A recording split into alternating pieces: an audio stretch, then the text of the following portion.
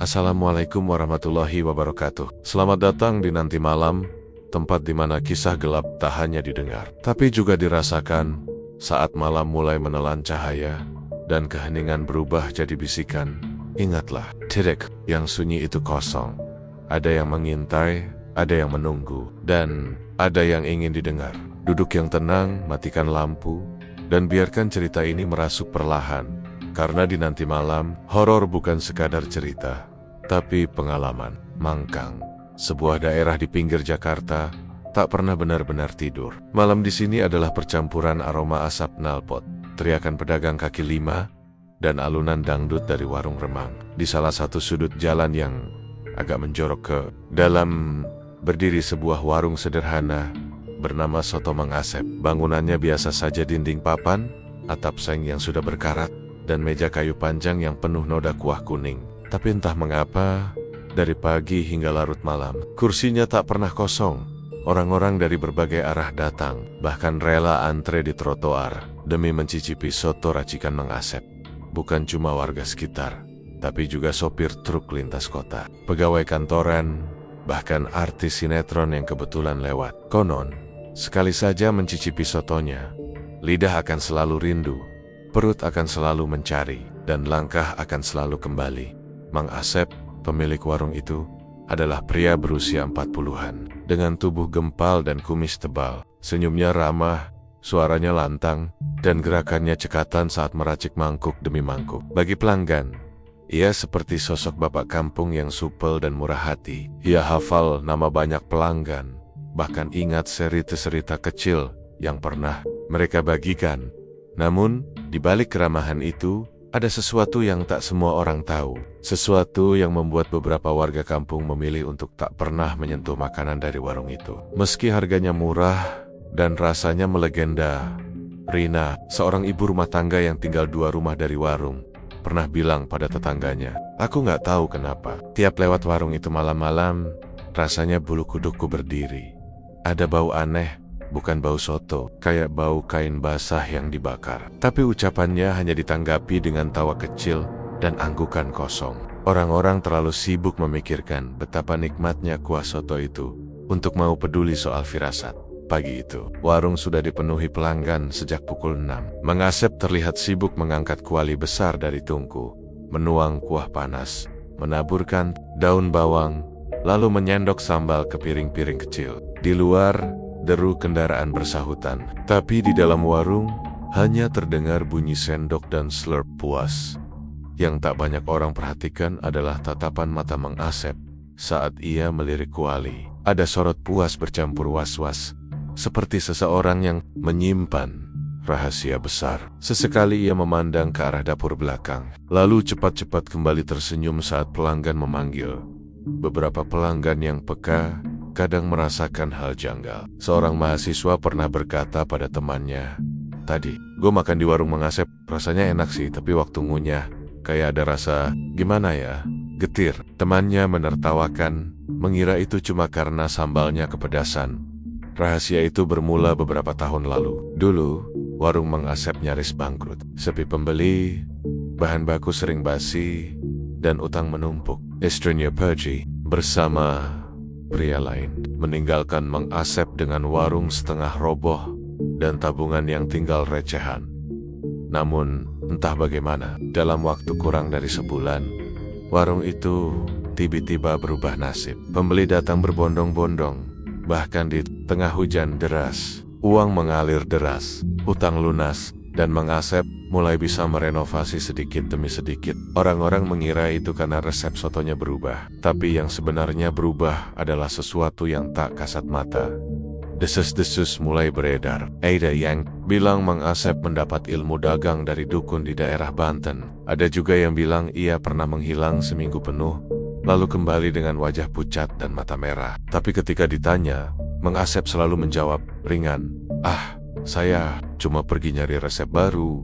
Nggak ada yang aneh-aneh." Meski begitu, rumor tetap hidup. Apalagi beberapa warga sering melihat perempuan berambut panjang berdiri di belakang warung, mengamati dari kejauhan. Wajahnya pucat, bibirnya membiru, dan matanya kosong. Tak pernah ada yang berani menegur. karena setiap kali sosok itu dilihat, udara tiba-tiba menjadi dingin. Suatu malam, seorang ojek online yang sedang menunggu pesanan mengaku melihat bayangan perempuan itu duduk di atas tungku. Gua pikir itu pegawai warungnya, katanya sambil merokok di pos ronda. Tapi pas gue lihat lagi, dia nggak punya kaki, men. Cerita itu membuat sebagian warga bergidik, tapi sebagian lainnya hanya menganggapnya candaan orang ngantuk. Sementara itu, Mang Asep terus menjalani rutinitasnya. Pagi menyiapkan dagangan, siang melayani pelanggan, malam membersihkan warung. Tapi yang orang tidak tahu, ada satu kebiasaan yang selalu ia lakukan setiap malam Jumat Kliwon. Sesuatu yang ia lakukan diam-diam, sendirian di dapur belakang, setelah semua orang pulang. Malam itu, saat warung mulai sepi, Mang Asep duduk sendirian di bangku panjang. Matanya menatap keluar jendela, ke arah bulan yang menggantung penuh di langit. Tangannya meraih saku celana, memastikan sesuatu yang ia simpan. Masa Aida, kain kecil, lembut dan beraroma samar wangi bunga. Bibirnya tersenyum tipis. Warungnya akan tetap ramai, asal ia tak pernah berhenti melakukan yang seharusnya dilakukan. Apa yang sebenarnya disimpan Mang Asep di sakunya, dan mengapa ia begitu tenang memegangnya, belum ada yang tahu. Tapi bagi beberapa orang yang peka, warung soto itu bukan hanya tempat. Ia adalah pintu kecil yang menghubungkan dunia manusia dengan sesuatu yang lebih gelap, sesuatu yang cepat atau lambat akan menuntut bayaran. Beberapa tahun lalu, sebelum warung sotonya terkenal, hidup Mang Asep jauh dari kata berkecukupan. Ia membuka warung kecil di pinggir jalan Mangkang dengan modal seadanya. Kuali bekas pemberian saudara, meja hasil meminjam, dan kursi plastik yang sudah retak di sana-sini. Pada awalnya, ia masih bersemangat. Pagi-pagi ia ke pasar, membeli ayam, sayur, dan bumbu, lalu pulang untuk memasak. Tapi semangat itu lama-lama terkikis oleh kenyataan pahit warungnya. Nyaris selalu sepi. Orang-orang lebih memilih makan di warung lain yang lebih besar dan bersih. Kadang ada 1-2 pelanggan, tapi hasilnya tak cukup untuk modal esok hari. Apalagi harga bahan baku makin naik. Sementara Mang Asep tak sanggup menaikkan harga. Hari-harinya dipenuhi rasa putus asa. Hutang di warung kelontong dekat rumah menumpuk. Sewa lahan warung belum dibayar 2 bulan. Bahkan, ia sering hanya makan nasi sisa dagangan yang tak laku. Istrinya, Ratna, yang awalnya setia mendampinginya, mulai berubah. Dari sekadar mengeluh, menjadi sering pulang larut. Lalu akhirnya pergi tanpa pamit bersama seorang pria yang katanya pengusaha sukses. Saat itu Mang Asep merasa dunia runtuh di hadapannya. Ia bukan hanya kehilangan pendamping hidup, tapi juga harga diri. Suatu malam, setelah warungnya resmi tutup lebih cepat karena tak ada pembeli, Mang Asep duduk di kursi kayu yang dingin. Lampu redup bergoyang tertiup angin, dan di luar terdengar suara anjing melolong panjang. Perutnya kosong, pikirannya kusut. Ia memandang kuali besar di atas tungku yang masih setengah berisi soto, lalu memutuskan membuangnya ke selokan. Ia sudah hampir mengunci warung ketika mendengar langkah kaki mendekat. Pelan tapi pasti, langkah itu berhenti tepat di depan pintu. Warung masih buka, Sep. Suara itu berat, parau, dan terasa asing. Mang Asep membuka pintu sedikit. Di luar berdiri seorang pria tinggi kurus, memakai jas hitam lusuh dan topi fedora yang menutupi sebagian wajahnya. Matanya tajam, kulitnya pucat, dan bibirnya tersenyum samar. Sudah tutup. "Pak, sotonya juga sudah dibuang," jawab Mang Asep. Pria itu mengangguk pelan. "Bukan soto yang saya cari. Saya mencari kesepakatan." Mang Asep mengernyit. "Kesepakatan, maksud Bapak?" Pria itu melangkah masuk tanpa dipersilakan. Aromanya aneh, seperti campuran cengkeh, tanah basah, dan sesuatu yang busuk tapi samar. Ia duduk di bangku, mengeluarkan rokok linting, lalu menatap lurus ke arah Mang Asep. "Kamu ingin warung ini ramai, ingin hutang lunas, ingin hidupmu kembali berarti?" Mang Asep tertawa hambar. "Siapa yang gak mau, Pak? Tapi mau gimana? Modal aja udah nggak ada." Pria itu mengeluarkan sesuatu dari tas kulit tuanya, sebuah botol kecil berisi cairan hitam. Pekat, di leher botol tergantung kain putih yang dililit rapi. "Ada cara, tapi tidak gratis." Mang Asep menelan ludah. "Apa yang harus saya lakukan?" Pria itu bersandar. Suaranya menurun jadi hampir seperti bisikan. "Setiap malam Jumat Kliwon, Kamu harus memasak soto dengan air yang sudah dicampur sedikit cairan ini. Tapi syaratnya sebelum memasak, kamu harus melakukan ritual. Ritual itu butuh sesuatu yang sangat pribadi dari seorang gadis perawan. Mengasep menatapnya bingung. Sesuatu yang pribadi? Pria itu tersenyum tipis, lalu menjawab dengan nada datar, celana. Dalamnya bukan milik wanita sembarangan, tapi gadis yang belum pernah tersentuh. Ambil dari jemuran atau caramu sendiri. Rendam sebentar dalam air bersama cairan ini, lalu bakar kain itu hingga jadi abu, dan taburkan di bawah tungku. Sisa airnya pakai untuk memasak. Mengasep terdiam lama. Kata-kata itu terdengar gila. Ia ingin menolak, tapi dalam kepalanya sudah berputar bayangan warung yang penuh pembeli uang di Tanggen, dan hidup yang kembali stabil. Apa? Itu tidak berbahaya? Tanyanya ragu. Pria itu tertawa lirih. Tidak berbahaya, asal kamu terus melakukannya. Berhenti berarti membiarkan mereka menagih nyawamu. Siapa mereka? Tanya Mengasep. Tatapan pria itu berubah dingin. Kamu akan tahu nanti. Sekarang, jawab, mau atau tidak. Keheningan panjang mengisi ruangan. Angin malam membuat lampu bergoyang, dan Mengasep merasa udara di sekitar tiba-tiba menjadi berat. Suara di kepalanya berbisik-bisik, mengingatkan betapa sengsaranya hidupnya sekarang. Ia memikirkan wajah Ratna yang pergi dengan pria lain, memikirkan hutang yang menjerat, memikirkan rasa malu yang harus ia telan setiap hari. Akhirnya, ia mengangguk pelan. Saya mau. Pria itu tersenyum puas. Ia mendorong botol kecil itu ke arah Mengasep, lalu berdiri. Ingat, malam Jumat Kliwon pertama, lakukan dengan benar. Kalau gagal, kamu yang akan dimasak, bukan sotonya. Tanpa menunggu jawaban, ia melangkah keluar. Pintu menutup pelan, dan suara langkahnya menghilang di jalan yang sepi. Mengasep berdiri mematung, memandang botol di tangannya. Cairan hitam itu berkilat aneh di bawah cahaya lampu, dan kain putih di leher botol terasa dingin saat disentuh. Dalam hatinya ada rasa takut yang tipis, tapi jauh lebih kuat adalah rasa penasaran, juga harapan akan hidup yang lebih baik. Malam itu ia tidak. Ia duduk di bangku warung, memandangi botol itu sambil membayangkan langkah pertama yang harus ia lakukan mendapatkan celana dalam seorang gadis perawan. Dan di luar, angin malam membawa suara yang terdengar seperti tawa, atau mungkin hanya ilusi. Tapi Mengasep merasa, sejak pertemuan itu, hidupnya tak akan pernah sama lagi. Hari-hari setelah pertemuan dengan pria misterius itu berjalan seperti biasa di mata orang luar, tapi di dalam kepala Mengasep, pikirannya tak pernah tenang. Botol kecil berisi cairan hitam yang diberikan pria itu ia simpan di lemari dapur, dibungkus kain lap tua agar tak terlihat. Namun setiap kali ia lewat di dekat lemari itu, seolah ada dorongan aneh untuk membukanya dan menatap cairan itu lebih lama. Malam Jumat Kliwon pertama, setelah pertemuan itu semakin dekat. Semakin dekat pula rasa gelisahnya. Syarat yang diberikan. Pria itu terus berputar di kepalanya. Celana dalam seorang gadis perawan. Mengasep bukanlah tipe orang yang berani berbuat kriminal, apalagi mencuri sesuatu yang begitu pribadi. Tapi kali ini, rasa putus asa mendorongnya. Ia memikirkan caranya berhari-hari. Ia tak mungkin langsung mengambil dari jemuran tetangga terdekat lalu berisiko. Ia harus mencari yang aman.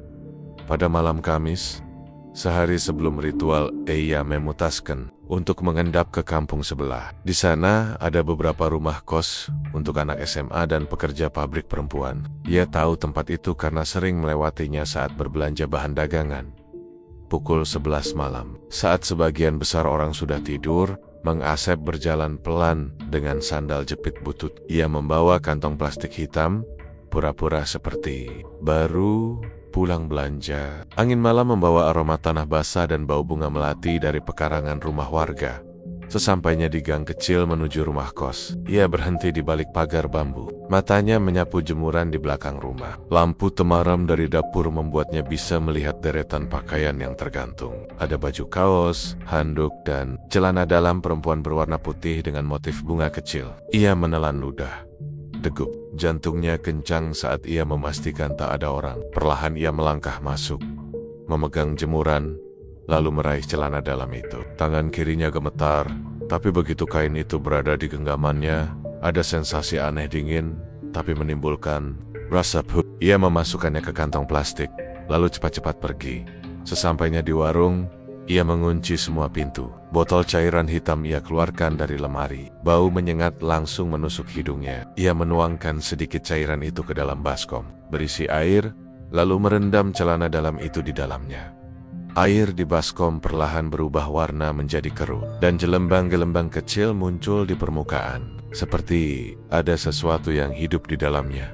Mengasep mencoba mengabaikannya. Sekitar 5 menit, lalu mengangkat celana dalam itu, memerasnya, dan melemparkannya ke dalam tungku yang sudah ia siapkan. Api menyambar kain itu, dan dari kobaran api muncul suara lirih seperti desahan panjang. Mang Asep mematung, bulu kuduknya berdiri. Api itu membesar sebentar, lalu mengecil kembali, meninggalkan abu hitam yang halus. Dengan tangan gemetar, ia menaburkan abu itu di bawah tungku, sesuai instruksi pria misterius.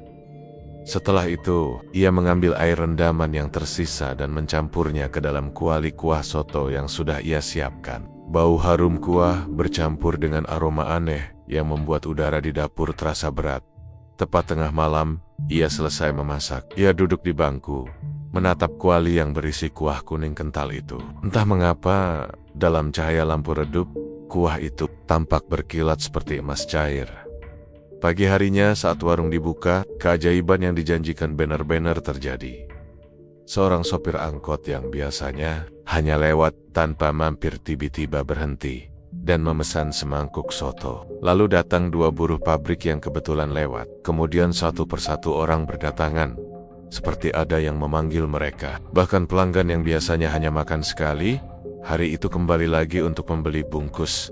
"Enak banget, Sep. Rasanya beda," kata seorang bapak sambil menghabiskan kuahnya. "Kayak bikin nagih, timpal yang lain."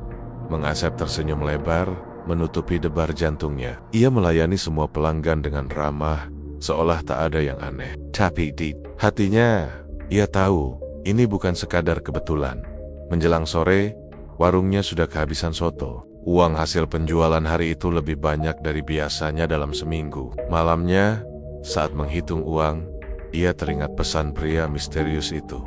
Jangan pernah berhenti. Namun, malam itu juga ia mengalami mimpi yang mengganggu. Ia berada di dapur warung, sendirian. Dari dalam kuali, muncul tangan perempuan pucat yang basah, meraih ke arah dirinya. Suara lirih memanggil, "Kembalikan, milik." Lalu wajah seorang gadis muncul dari permukaan kuah, matanya kosong. Mulutnya menganga mengeluarkan air keruh.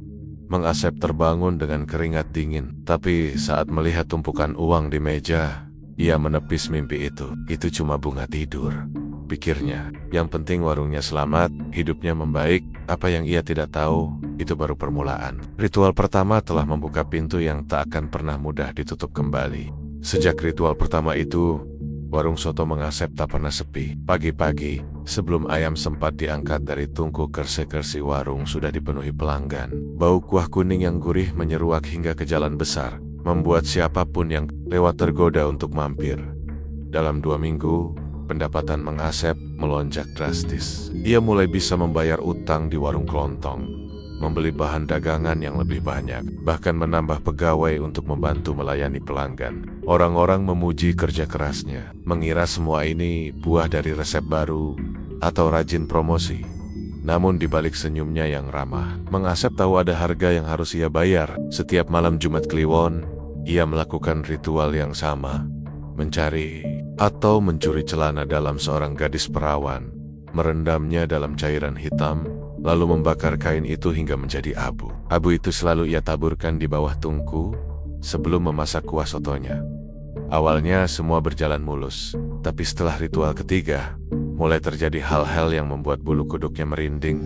Suatu malam, saat ia sedang menutup warung, seorang pelanggan tetap yang biasa dipanggil Pak Jaya kembali lagi. Wajahnya pucat, napasnya terengah. "Sep, tadi waktu saya makan di sini siang, saya lihat ada perempuan di dapur. Rambutnya panjang sampai pinggang, tapi bajunya basah kuyup.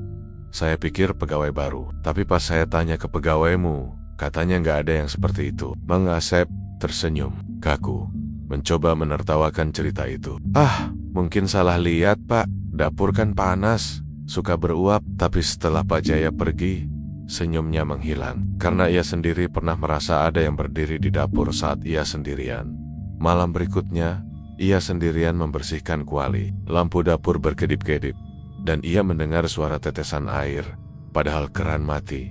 Saat ia menoleh ke sudut ruangan, di sana, sekelebat bayangan putih berdiri membelakanginya. Rambut panjang menutupi wajah, dan dari ujung rambutnya menetes ke lantai. Mengasep memejamkan mata, mencoba meyakinkan diri itu hanya bayangan.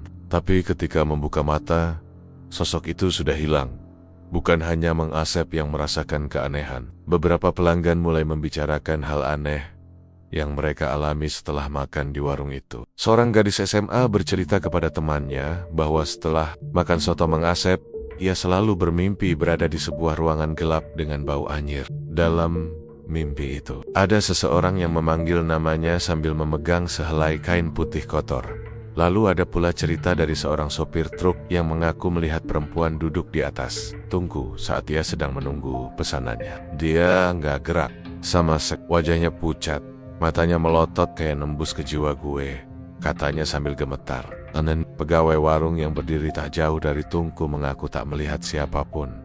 Mengasep mencoba menepis semua cerita itu. Ia terlalu sibuk menghitung uang dan merencanakan renovasi warungnya.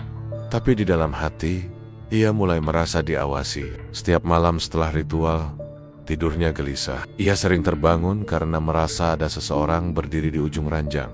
Tapi saat ia menyalakan lampu, ruangan kosong. Puncaknya terjadi pada malam Jumat Kliwon keempat. Setelah melakukan ritual, ia menutup warung lebih cepat. Angin malam bertiup dingin, dan bau melati samar-samar tercium dari arah dapur. Mengasep duduk di bangku panjang sambil menatap kuali. Lalu ia mendengar suara langkah pelan di belakangnya. Siapa? Tanyanya cepat, tapi tak ada jawaban. Ia berdiri dan melangkah ke dapur. Di sana, di dekat tungku yang sudah padam, berdiri seorang perempuan muda dengan gaun putih basah. Rambutnya menutupi wajah, tapi dari sela-selanya ia bisa melihat bibir pucat yang bergerak perlahan. Kembalikan. Mengasep mundur selangkah, tapi sosok itu hilang seperti asap. Dada Mengasep berdegup kencang. Ia langsung mengunci pintu dapur dan mencoba melupakan kejadian itu. Tapi kata-kata kembalikan terus terngiang di telinganya. Sejak malam itu, ia mulai sadar kalau yang ia lakukan bukan sekadar cara cepat, laku dagang, tapi sebuah perjanjian yang melibatkan sesuatu dari dunia lain. Dan entah kenapa, ia merasa mereka yang berada di balik kesepakatan itu mulai menunjukkan wajah sebenarnya. Namun, meski ketakutan mulai menggerogotinya, Mengasep tetap meneruskan ritual karena ia tahu berhenti berarti menyerahkan nyawanya sendiri.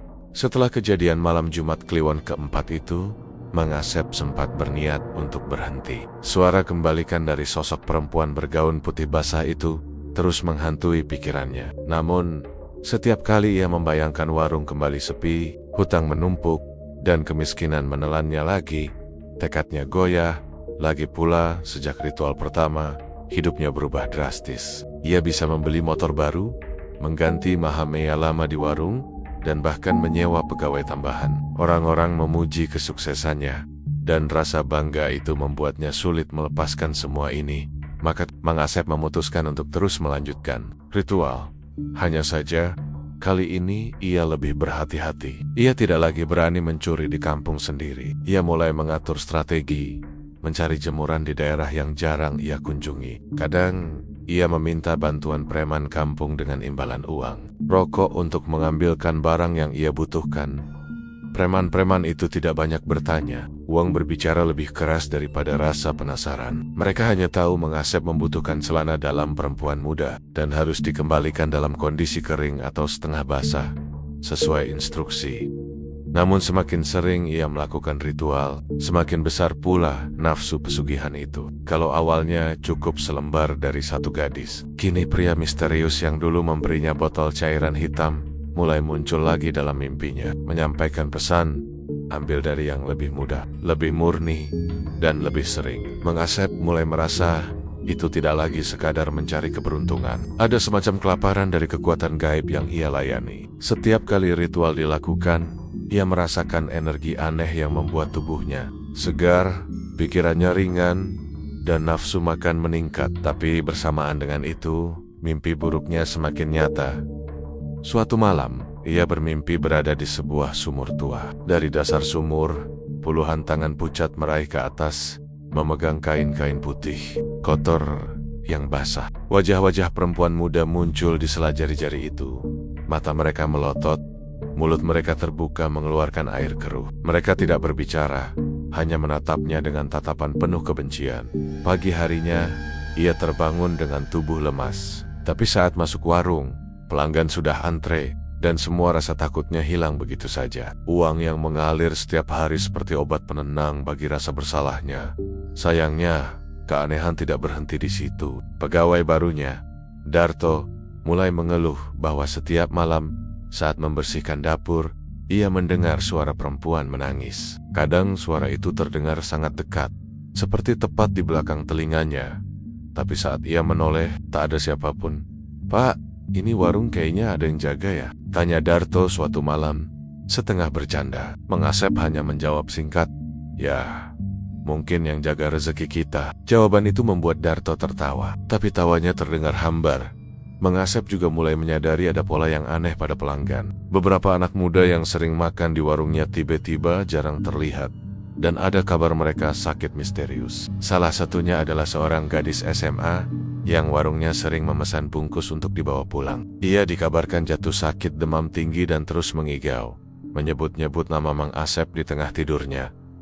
Kabar itu sempat membuatnya gelisah, tapi ia mencoba menenangkan diri dengan berpikir bahwa semua itu kebetulan. Toh tidak ada yang menuduhnya. Secara langsung, malam Jumat Kliwon berikutnya, ritual berjalan seperti biasa. Celana dalam hasil pesanan preman kampung itu, ia rendam dalam air, bercampur cairan hitam. Api menyambar kain itu di tungku, dan kali ini, ia mendengar suara lirih yang lebih jelas.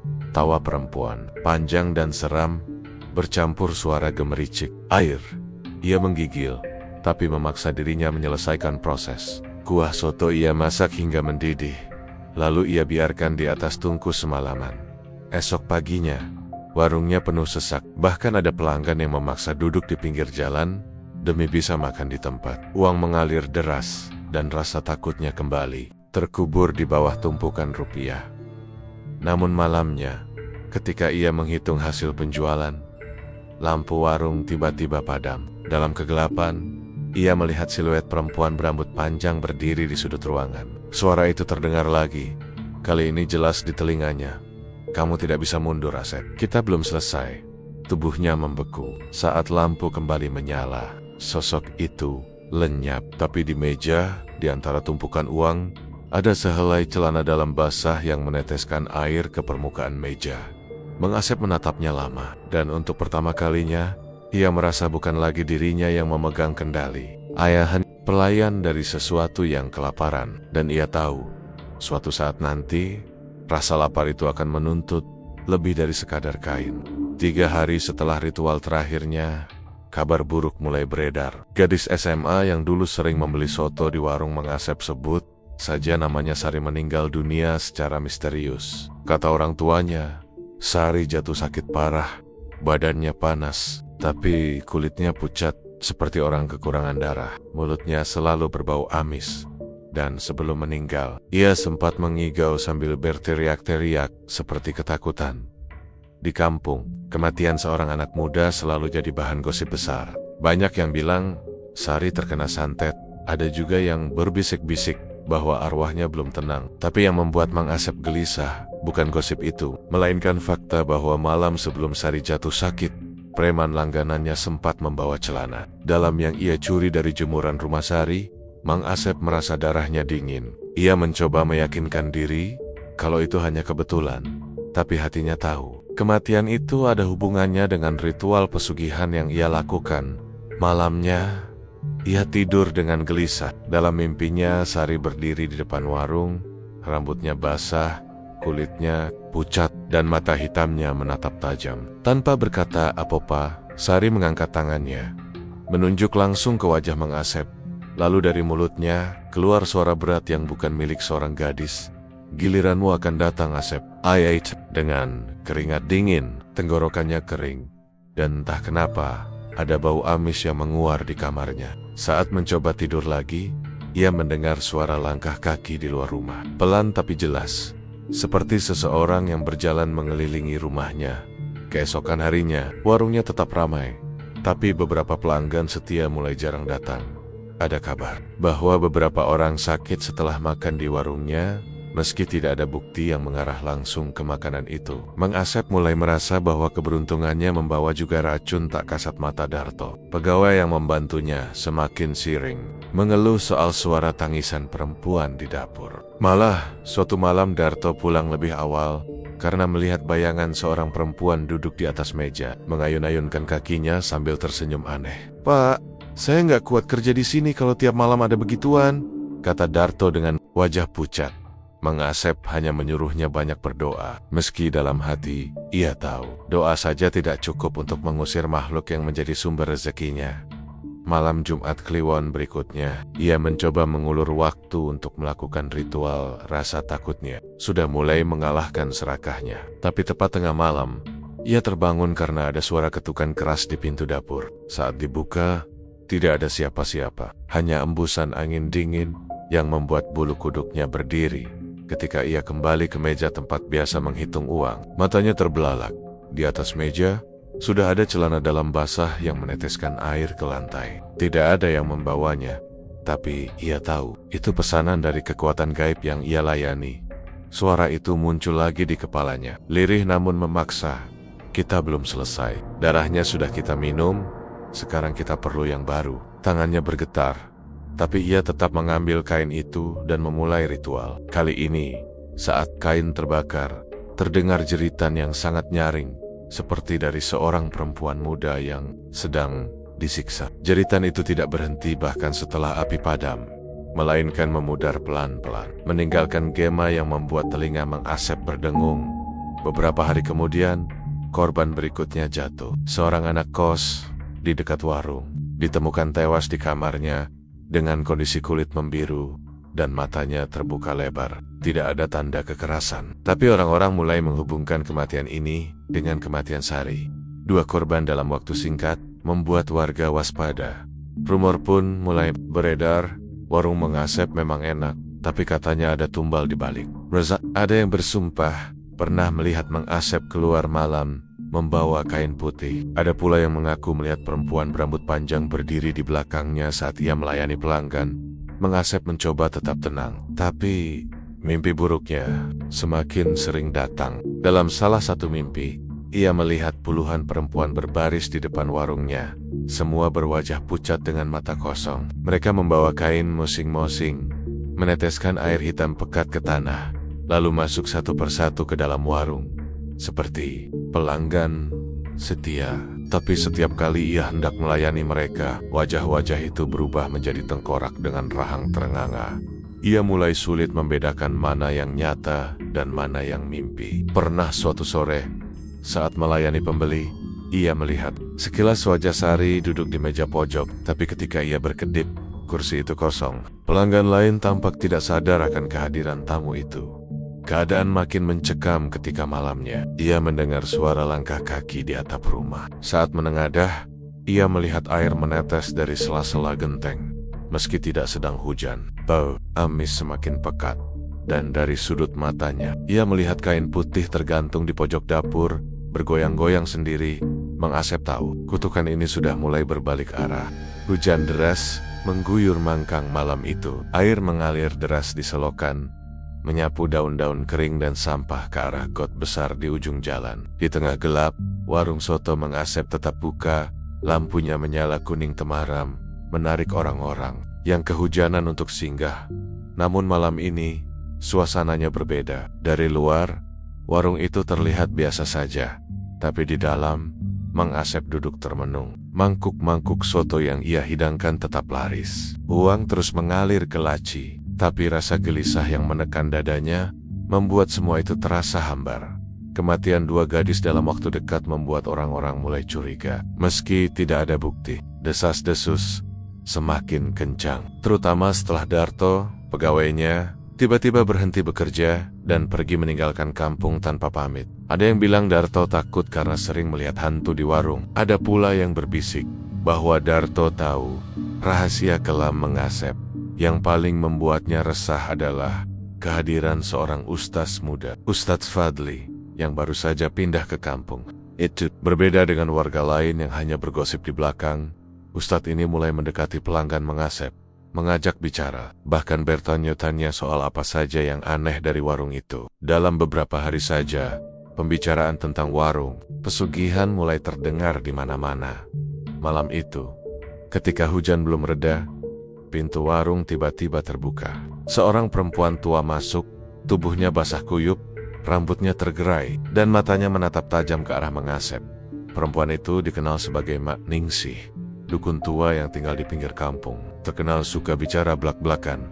"Asep," katanya dengan suara parau, "kamu pikir aku nggak tahu? Bau itu udah nyebar kemana-mana. Bau darah muda." Mengasep mencoba menghindar, pura-pura tidak mengerti. Tapi Mak Ningsih tidak bergeming. Ia malah mendekat, menatap mata Mengasep, lalu berbisik, "Kamu sudah bermain terlalu jauh. Setiap nyawa yang mereka ambil akan menuntut balas, dan kau akan jadi yang terakhir." Ucapan itu seperti pisau yang menusuk langsung ke hatinya. Mengasep tahu Mak Ningsih tidak sedang mengancam. Ia hanya menyampaikan apa yang akan terjadi. Sejak malam itu, kejadian aneh semakin sering terjadi. Pelanggan mulai mengeluh melihat bayangan perempuan berdiri di dekat pintu dapur. Ada yang mendengar suara tangisan dari belakang warung. Bahkan seorang anak kecil yang makan bersama ibunya tiba-tiba menangis histeris, menunjuk ke arah Mengasep sambil berkata, "Om itu bawa tante yang mukanya rusak." Mengasep berusaha menjaga ketenangannya, tapi pada malam Jumat berikutnya, ritual yang ia lakukan berubah jadi mimpi buruk. Ia sudah menyiapkan kain dalam milik korban berikutnya, tapi saat ia membakarnya, api tidak kunjung padam. Justru, kain itu berubah menjadi hitam legam, mengeluarkan cairan merah kental yang menetes. Kilat dari cairan itu muncul sosok Sari dan gadis kos yang mati sebelumnya, menatapnya dengan mata penuh kebencian. "Asep," suara mereka bersatu, bergema, "bayar hutangmu." Mengasep terjatuh ke belakang, jantungnya berdegup kencang. Ia mencoba membaca doa, tapi mulutnya terasa terkunci. Api itu semakin membesar, membentuk wajah-wajah korban yang menjerit di dalamnya. Udara di sekitarnya berubah panas, dan ia mencium bau daging terbakar yang membuat perutnya mual. Keesokan paginya, warga kampung gempar. Beberapa orang mengaku melihat cahaya merah keluar dari dapur warung Mengasep tengah malam. Ada yang bilang mereka mendengar jeritan perempuan yang memekakan telinga. Ustadz Fadli pun mulai mengumpulkan orang-orang untuk membicarakan hal ini. "Lebih serius, kita nggak bisa diam," kata Ustadz Fadli di surau kecil kampung. "Kalau benar ada yang pakai kara-kara haram untuk mencari rezeki, itu bukan cuma membahayakan dia sendiri, tapi juga kita semua. Makhluk yang diberi makan tumbal tidak akan berhenti sebelum menelan semua yang ada di sekitarnya." Mendang, beberapa warga langsung setuju untuk mengawasi warung Mengasep. Mereka mulai mengatur giliran mengintai di malam hari, berharap bisa menemukan bukti. Mengasep merasakan tekanan yang semakin besar. Ia mulai takut keluar rumah, bahkan untuk membuka warung. Tapi setiap ia mencoba berhenti, suara di kepalanya mengancam, "Berhenti, dan semua yang kau miliki akan hilang, termasuk nyawamu." Di titik ini, ia terjebak di persimpangan, terus menjalankan ritual dan mempertaruhkan keselamatan warga, atau berhenti dan menghadapi kemarahan makhluk gaib yang sudah lama memberinya kekayaan. Malam itu, ketika semua orang tertidur, Mengasep memutuskan untuk keluar. Ia membawa sebuah karung menuju ke rumah korban berikutnya yang sudah diincar oleh sang penunggu warungnya. Tapi ia tidak tahu, di kejauhan, sepasang mata sedang mengikutinya dalam diam. Ustadz Fadli dan beberapa warga telah siap membongkar rahasia Mengasep. Malam itu, perang antara manusia, iblis, dan kebenaran pun akan dimulai. Langit malam itu kelam, awan pekat menutup bulan, dan udara terasa pengap seperti menahan sesuatu yang besar akan terjadi. Hujan sudah reda sejak sore, tapi bau tanah basah masih menguar. Di balik kegelapan, sekelompok warga kampung Mangkang berkumpul di surau kecil, dipimpin oleh Ustadz Fadli. "Sudah saatnya kita hentikan ini," kata Ustadz Fadli sambil menatap setiap wajah di depannya. Kalau kita biarkan, bukan cuma dia yang celaka, tapi semua warga juga bisa kena musibah. Makhluk itu sudah diberi makan terlalu lama. Beberapa warga menelan ludah antara percaya dan takut. Mereka tahu desas-desis soal warung soto Mang Asep, tapi malam ini mereka akan berhadapan langsung. Di sudut ruangan, Mak Ningsih duduk sambil merokok. Matanya tajam penuh keyakinan. Kalau kalian mau selamat, jangan sekali-kali menatap matanya. Dia bukan Asep lagi kalau sedang jalankan ritual, ucapnya pelan. Sekitar pukul 11 malam, mereka bergerak. Ustadz Fadli memimpin, diikuti 4 orang pria dan Mak Ningsih. Mereka membawa senter, beberapa botol air doa, dan kain kafan kecil yang sudah diberi mantra. Jalanan menuju warung, Mang Asep sunyi mencekam. Tidak ada anjing yang menggonggong. Tidak ada suara serangga. Hanya suara langkah kaki mereka yang terdengar. Di kejauhan, cahaya merah samar terlihat dari belakang warung. Itu dia, bisik salah satu warga. Mereka mematikan senter dan mulai mendekat dengan hati-hati. Dari celah papan warung yang lapuk, mereka melihat pemandangan yang membuat bulu kuduk berdiri. Mang Asep duduk di tengah ruangan, mengenakan sarung, tubuhnya telanjang dada, dan di depannya ada sebuah mangkuk besar berisi cairan merah pekat. Di sekelilingnya tergantung beberapa potong kain dalam perempuan, masing-masing diikat dengan benang hitam. Bibirnya bergerak cepat melafalkan mantra yang tidak dimengerti. Suaranya serak seperti bukan suara manusia. Di pojok ruangan, sosok hitam besar berdiri. Tubuhnya kurus tinggi, kulitnya mengelupas, matanya merah menyala. Dari mulutnya yang robek mengalir air liur bercampur darah. Sosok itu sesekali mendekat ke Mang Asep, seolah membisikkan sesuatu, lalu kembali ke tempatnya semula. Tiba-tiba, Mang Asep berhenti melafalkan mantra. Kepalanya menoleh cepat ke arah jendela, tepat ke arah Ustadz Fadli dan warga yang mengintip. Tatapannya tajam, matanya hitam sepenuhnya, dan bibirnya melengkung menjadi senyum yang tidak wajar. Sudah waktunya kalian ikut, ucapnya dengan suara berat, yang terdengar dari dalam dan luar warung sekaligus. Seketika pintu belakang warung terbuka lebar dengan suara berderak. Angin dingin menerpa, disertai bau busuk menyengat seperti bangkai yang sudah berhari-hari membusek. Warga langsung mundur beberapa langkah, tapi Ustadz Fadli maju sambil memercikan air doa ke arah pintu. Sosok hitam itu melangkah keluar. Langkahnya berat, tapi tanah di bawahnya seperti bergetar. Suara rintihan perempuan terdengar dari segala arah, entah dari bumi atau dari udara. Warga yang ikut mulai panik, sebagian hampir lari, tapi Mak Ningsih menahan mereka. Kalau kalian lari, dia akan mengikutimu pulang. Ustadz Fadli mulai membacakan ayat-ayat suci dengan lantang. Sosok hitam itu menggeram keras, matanya menyala, lebih terang, lalu tiba-tiba melompat ke arah salah satu warga dan hampir mencakar wajahnya. Untung saja Mak Ningsih cepat melempar kain kafan yang dibawa, membuat makhluk itu mundur sambil meraung. Namun, Mang Asep keluar menyusul. Tubuhnya kini seperti dikuasai sesuatu. Urat-urat di lehernya menonjol, kulitnya pucat, dan dari matanya mengalir darah segar. Kalian pikir bisa menghentikanku? Suaranya menggema, bercampur suara lain seperti jeritan banyak orang. Aku sudah bayar mahal, aku akan dapat semuanya. Pertarungan pun pecah. Ustadz Fadli dan Mak Ningsih berusaha mengurung makhluk itu dengan doa dan benda-benda yang sudah disiapkan.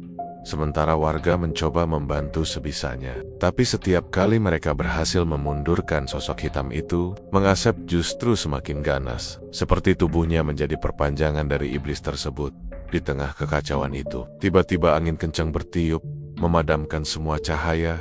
Hanya mata merah makhluk itu yang terlihat dalam gelap. Dari kegelapan terdengar suara-suara korban pesugihan, Sari, gadis kos, dan mungkin banyak lagi. Mereka menangis, berteriak, memohon keadilan. Suara itu begitu menyayat hati, tapi juga membuat semua yang mendengarnya hampir kehilangan akal sehat. Mak Ningsih dengan sisa tenaganya menancapkan sebuah paku kuningan ke tanah tepat di depan pintu warung, lalu membakar kain dalam terakhir yang ada di gantungan. Api itu menyala biru, membuat makhluk hitam itu menjerit kesakitan. Tubuhnya mulai meleleh, sementara Mang Asep jatuh tersungkur, memegangi kepalanya sambil meraung.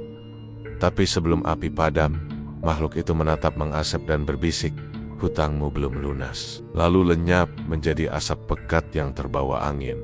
Malam, Mang Asep pingsan, wajahnya pucat pasi. Warga yang menyaksikan kejadian itu terdiam, tidak tahu apakah mereka baru saja menyelamatkan kampung atau justru membuka pintu bagi bencana yang lebih besar. Ustadz Fadli hanya berkata singkat, "Ini belum selesai, dia akan kembali." Dan malam itu, semua orang pulang dengan hati berat. Mereka tahu, penggerebekan ini bukan akhir, tapi awal dari sesuatu yang jauh lebih gelap. Sejak malam penggerebekan itu, warung soto Mang Asep ditutup. Papan kayu di depan pintu digembok rapat, jendela-jendelanya ditutupi triplex, dan halaman depannya mulai dipenuhi daun kering. Tidak ada lagi aroma soto yang menguar, tidak ada lagi pembeli yang datang. Tapi bagi warga Mangkang, penutupan itu bukan berarti mereka bisa tenang. Mang Asep jarang terlihat keluar rumah. Orang-orang yang lewat di depan rumahnya kadang mendengar suara orang mengerang dari dalam, disertai bunyi seperti benda berat diseret. Ada yang mengaku melihat bayangan hitam lewat di jendela. Meski rumah itu gelap gulita, di dalam rumah, Mang Asep hidup seperti orang yang setengah mati. Matanya cekung, kulitnya pucat, dan tubuhnya semakin kurus. Sejak kejadian malam itu dia sering terbangun tengah malam dengan tubuh basah oleh keringat dingin. Dalam tidurnya, ia melihat makhluk hitam itu berdiri di ujung ranjang, tersenyum dengan gigi yang panjang dan runcing. Setiap malam, makhluk itu mengingatkannya akan satu hal, "Hutangmu belum lunas." Awalnya, Mang Asep mencoba mengabaikan. Dia berdoa, mencoba tidur di masjid, bahkan pernah pergi menginap di rumah saudara di luar kota. Tapi dimanapun ia berada, mimpi itu selalu mengikuti. Bahkan, suara makhluk itu semakin jelas, kadang terdengar saat dia sedang terjaga. Pagi itu, Mang Asep duduk di ruang tamu, menatap kosong ke arah lantai. Tiba-tiba terdengar ketukan di pintu. Saat dibuka, ternyata Mak Ningsih berdiri di sana, membawa sebuah kantong kain. "Kau harus mengaku, Sep," kata Mak Ningsih tanpa basa-basi. "Selama kau tidak mau melepaskan apa yang dia minta, dia akan terus datang."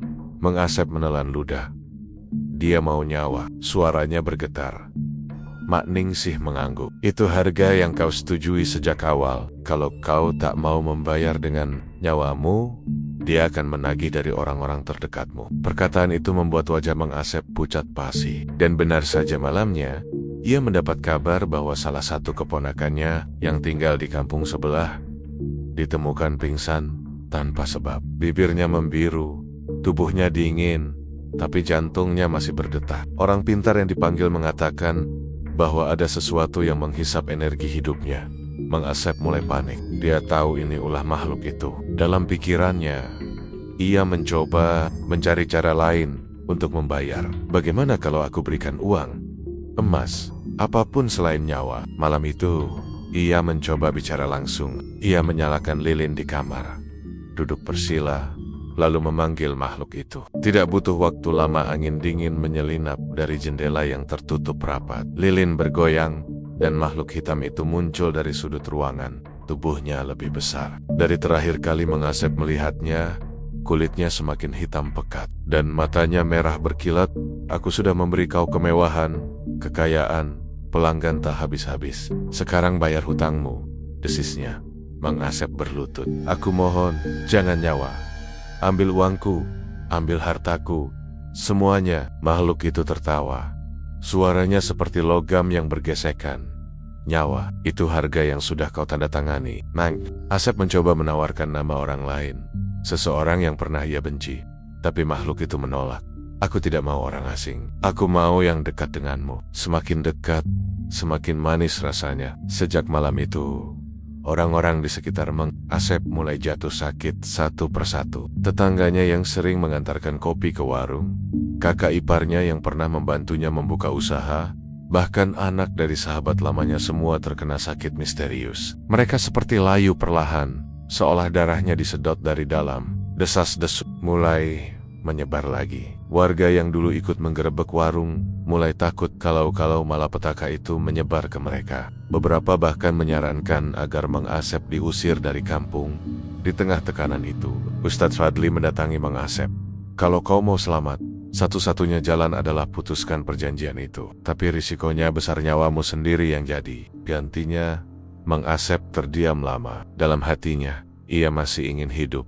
Tapi setiap kali ia menolak, korban lain jatuh. Malam berikutnya, keponakan yang pingsan sebelumnya meninggal tanpa sempat sadar. Keluarganya histeris, dan sebagian warga mulai mengaitkan langsung kematian itu dengan Mang Asep. Ketika kabar itu sampai di telinganya, Mang Asep menangis di kamarnya. Ia tahu, cepat atau lambat, ia akan kehilangan semua orang yang ia sayangi. Pada titik itu, rasa takutnya pada kematian mulai kalah oleh rasa bersalah. Malam keempat setelah kematian keponakannya, makhluk itu datang lagi. "Siapa yang kau pilih selanjutnya?" tanyanya dengan nada puas. Mang Asep menatapnya dengan mata sembab. "Aku pilih, aku sendiri." Makhluk itu tersenyum lebar, memperlihatkan deretan gigi tajam.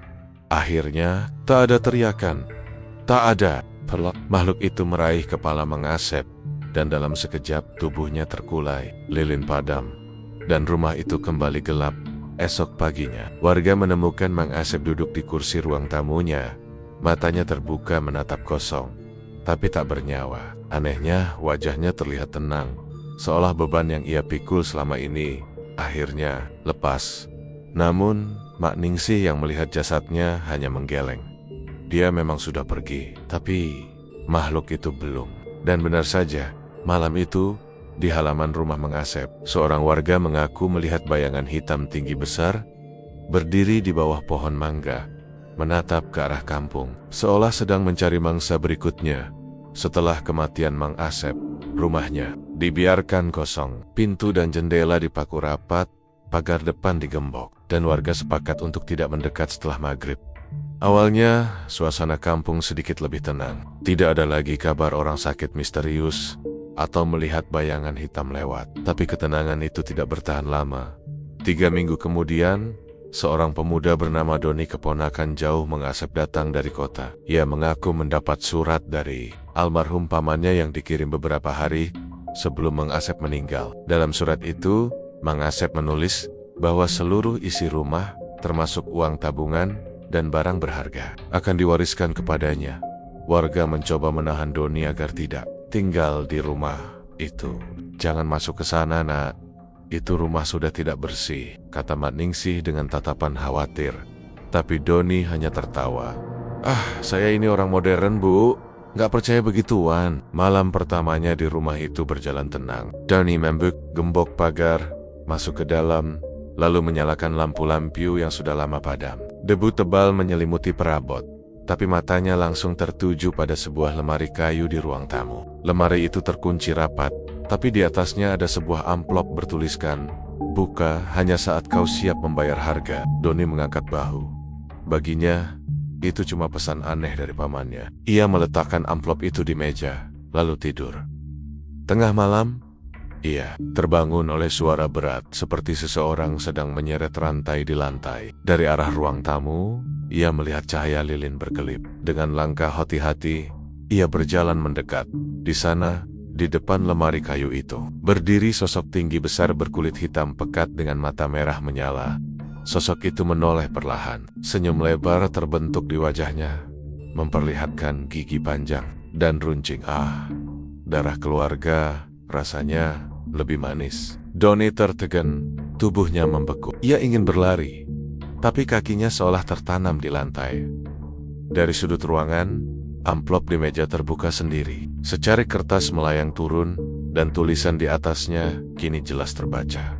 "Hutang keluarga harus dibayar sampai habis." Di luar Rama, angin malam bertiup kencang. Di kampung itu, lampu-lampu tiba-tiba mati satu persatu, dan dari balik gelap terdengar tawa rendah yang menyerupai gesekan besi.